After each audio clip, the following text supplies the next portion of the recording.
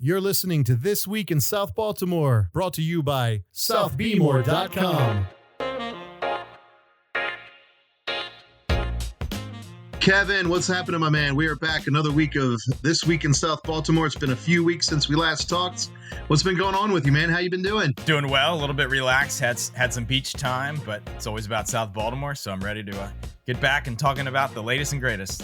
I hear you, man. I've been away a couple weeks myself. I'm doing this podcast remote today and trying to get a little chill time. And as much as I love South Baltimore and love our neighborhood, sometimes you got to step out for a little bit of sanity, especially with the kids. Yeah, God bless that high-speed internet. Makes a lot of things possible these days.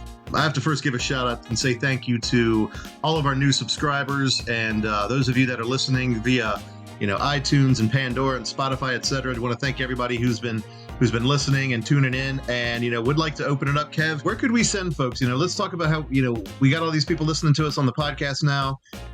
Would love to hear more feedback and kind of grow the show. And yeah, that'd be awesome. You can find me on Twitter at SoboKevin. Feel free to tag me on Twitter. Let me know what you want to hear on the podcast. You can email me, Kevin at inceptmm.com. That email address is always linked to our website, so feel free to email me. Feel free to message southbeaver.com on Facebook, or check in all of our ways to get in touch with us. And we love to know what your questions are, what you'd like to hear about on the podcast. But we're really thrilled about our very solid growth in listeners. So let us know what you want to hear. Awesome. Well, let's get into it.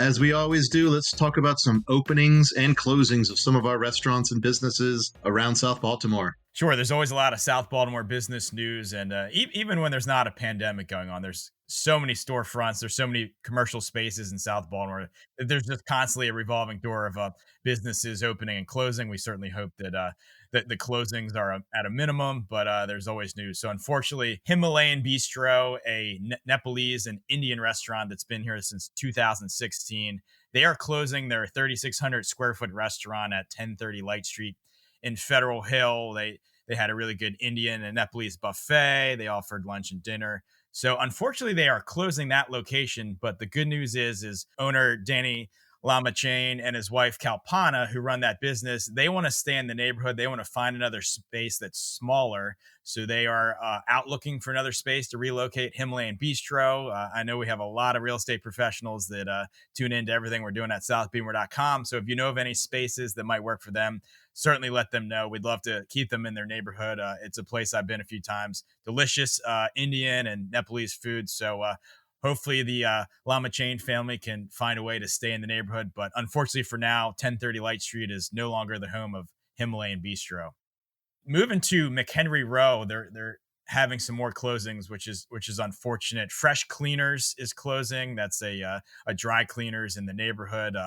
Did not get a statement from them about their closing, but you got to think during this pandemic, not many people are getting dressed up right now. So unfortunately, so many businesses, so many sectors of the economy have felt the effects of this COVID-19 pandemic. And certainly cleaners around the country are having a tough time, as we're probably doing this podcast in bathing suits right now.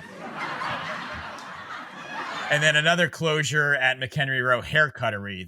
The parent company of Hair Cuttery, Creative Hairdressers, filed for bankruptcy in April. They had shut down this location of Hair Cuttery since the state mandated salons and barbershops shut down back in the spring. So they never reopened, and they won't be reopening. This is kind of a part of the fallout of that bankruptcy. And I talked to Jay Saperstein from the team of 28 Walker, who owns and manages McHenry Row. And he said they'll likely backfill both of these spaces with similar uses, probably another salon, another cleaners. Right now the vacancies at McHenry Row are up to 4. We also talked about the Urban Oyster closed in recent weeks. Also, World of Beer announced they weren't returning after the closure from this pandemic. So they have 4 vacancies right now. They're listed with KLNB. This is the first time in the 8-year history of McHenry Row they have several vacancies. Typically anything that's closed at McHenry Row has been quickly filled in with another tenant. So hopefully the team at 28 Walker will get McHenry Row filled up pretty quickly. They're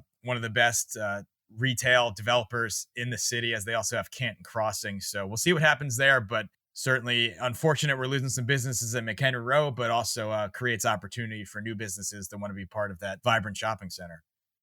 Moving on to openings, sticking with McHenry Row, NovaCare, who had a physical therapy studio at Southside Marketplace, just a couple blocks away. They weren't able to come to an agreement to stay at Southside Marketplace, and their space was quickly taken over by ATI Physical Therapy. But now NovaCare has reached a deal with 28 Walker to open a space at McHenry Row there in Locust Point. And their space is actually going to be part of a subdivided space from Massage Envy. Massage Envy decided they didn't need as much square footage as they have. So part of their retail space will become the new home of NovaCare at McHenry Row. So NovaCare is looking to get that space open later this month, have a grand opening a little bit after that. So NovaCare certainly committed to South Baltimore and looking forward to continuing to be a part of the community.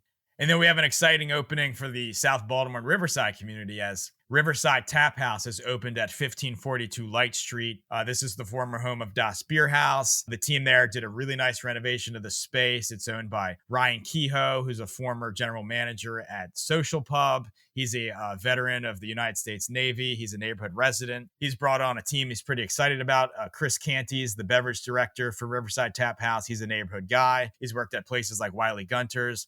Justin Cox, a former manager at Social Pub. He's the new GM of Riverside Tap House.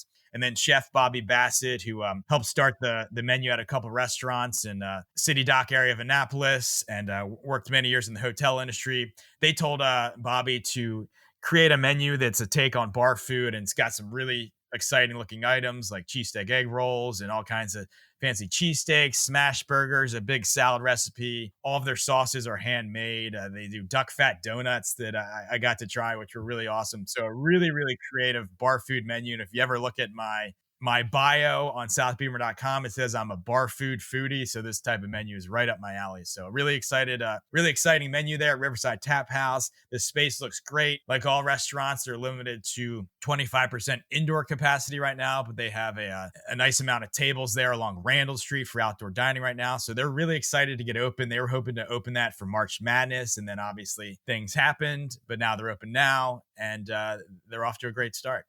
And then one other new business, as Charles Street sees a lot of storefronts getting filled these days. Another one is opening is Patorco. This is a CBD hemp and natural products store, which is opening 1132 South Charles Street. This is the former home of the boutique Punch. Patorco is a CBD hemp and natural products store. They sell a lot of different products like creams and balms and soaps and hemp that's that you can smoke. They sell smoking devices. They sell gummies. So really, it's been interesting with southbeamer.com. I've never been a person that paid a lot of attention to marijuana / cannabis or hemp / CBD. So I've really gotten a big education on this plant, as we now have 2 cannabis dispensaries. Now we have Patorco, which is specializing in CBD and hemp. But certainly interesting to learn about the differences there between hemp and cannabis, as hemp is essentially the non-psychoactive cousin of cannabis, where you can get kind of some of those benefits of cannabis without the high. So it's been, I think like most people, you probably never heard of CBD a year and a half ago. Now it's kind of everywhere you look, as there was the 2018 Farm Bill that was passed by Congress and then by President Trump that really allowed basically a complete legalization of CBD, which has led to an explosion where not only you're going to see boutiques like Patorco opening, you're probably going into corner stores and all kinds of places that also have CBD. So certainly there's been an explosion of growth of CBD and hemp. And Patorco, it's owned by Hasib Akhtar, who's making his own products for Patorco, and he's really putting a lot of research in where he wants to make sure that CBD and hemp are as effective as possible, but also as affordable as possible. So he's putting a lot of work into that. And he's hoping this store in Federal Hill will be a great way to get a lot of good feedback on the products they're creating. And hopefully it can be a case where maybe they're wholesaling some of these products and opening up other stores. So another CBD business opens there on Charles Street, and you can go in and check them out and learn about a world of CBD that's really exploded a lot in the last year and a half or so. And you said, Kevin, they're open right now? Yes, they are. Yeah, they opened a couple weeks ago for a soft opening, and now they're there. And I should mention one other thing they have. They have quite the selection of organic teas from around the world. So certainly all kinds of plant-based products in there. So yeah, you can go in there now and check it out, have some tea, talk to Hasib and his team about this evolving technology and healthcare, and check it out. That's very cool. And Kevin, it's funny, you said it best yourself a few weeks ago when we were talking about how here in South Baltimore area where we don't just always get one business, right? Like all of a sudden we never had any, poke bowl places, right? Now we have 3-4 of them. We never had any great quality ice cream places. Now we have 3 or 4 of them, right? So here it's the same thing with the CBD and hemp products. It's, we never had any of that. And now we have 2, possibly 3 locations, but that's awesome to hear. Unfortunately, COVID is causing disruptions everywhere, but we have a few cancellations we have to announce to everyone. Yeah, for sure. I think when you think of this pandemic going on, there's probably not an industry that'll get hit harder than the event industry. And we're certainly seeing that in Baltimore as Light City, which has become such an exciting event for the city, for many different neighborhoods that are participating in it. That event will be canceled for the next 2 years. So that's really unfortunate. And then that event paired up with the Baltimore Book Festival, and that's going to be canceled for at least 1 year. So unfortunately, 2 really big, exciting events that kind of united a lot of different neighborhoods together will not be happening. But, I guess we're kind of getting used to it. A lot of our favorite events have not happened this year. And unfortunately, Light City and Book Festival are joining that lineup. So, Kevin, I know you got a couple of cool stories for us to share to kind of round out this latest episode of our podcast. What you got? Tell me a cool story, bro. Yeah, absolutely. A couple stories that show why we have a vibrant business community in Baltimore, because we have a community that just loves our small businesses. But Tiny Brick Oven, they described this COVID-19 pandemic as taking a massive hit to their business. They did a ton of late night business, selling pizzas. They're not a pizza shop that has a delivery option. So they really were dependent on people walking in there and getting some of their Neapolitan or New York style pizzas and eating them there or taking them as they walk away. So their business took a massive hit, as they were saying. And owner Will Fagg said, hey, we're having a lot of trouble paying our electric bill. It's $2,000. That was one of the bills that we wanted to delay, and it was time to pay it. And he reached out to his customers on social media, on his email blast, and said, hey, we'd really appreciate it if you came in and bought pizza this week. We need to sell about 200 pizzas to meet our goal. And it just led to an outpouring of support. He said they had their busiest weeks ever. They not only did people come in and eat pizza, but they also came in and started a pay it forward wall, where essentially you could come in and pay for your own pizza and then pay for somebody else's pizza down the line. So they could kind of get that income coming in now, and some people could cash in those tickets later. So really cool. If you walk in there, you see on the wall, on this board they have, you'll see these Post-it notes saying free pizza on me. And the owner, Will Fagg, just a very hardworking and creative guy who's really done a lot of fun things during this pandemic. He did pizza kits at one point. He hosted a soup kitchen on Easter for local homeless people. Well, he created portable hand washing sinks for people to use at different locations around Baltimore. Well, now his idea is, we have all these prepaid pizzas.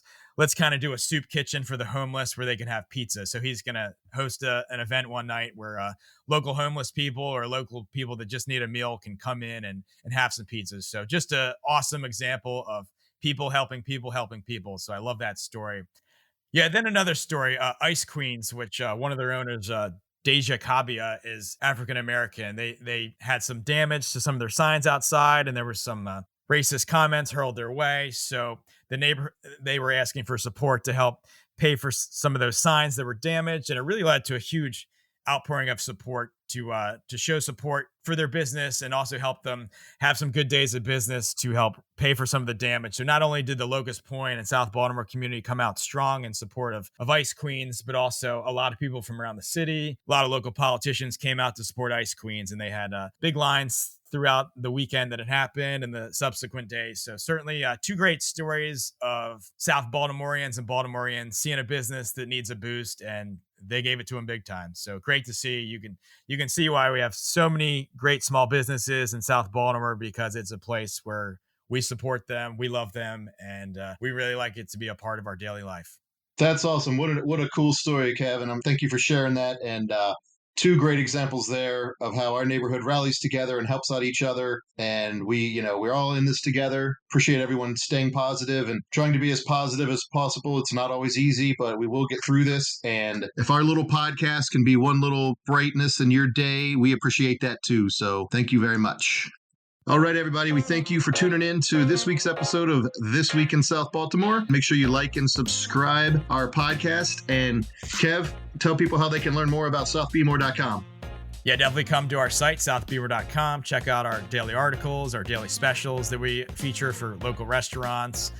Make sure to subscribe to us on Twitter and Facebook. Subscribe to our e-newsletter. So we appreciate the support. If anybody's looking to promote an event or a business or an institution or anything going on in Baltimore, South Baltimore, let us know. We have great opportunities for advertising. And please, when you see somebody advertising on our website, make sure to support them. They're really helping southbeaver.com maintain a great news site in South Baltimore. So definitely support our sponsors. They're so important to everything we're doing here. You're listening to This Week in South Baltimore, brought to you by southbmore.com.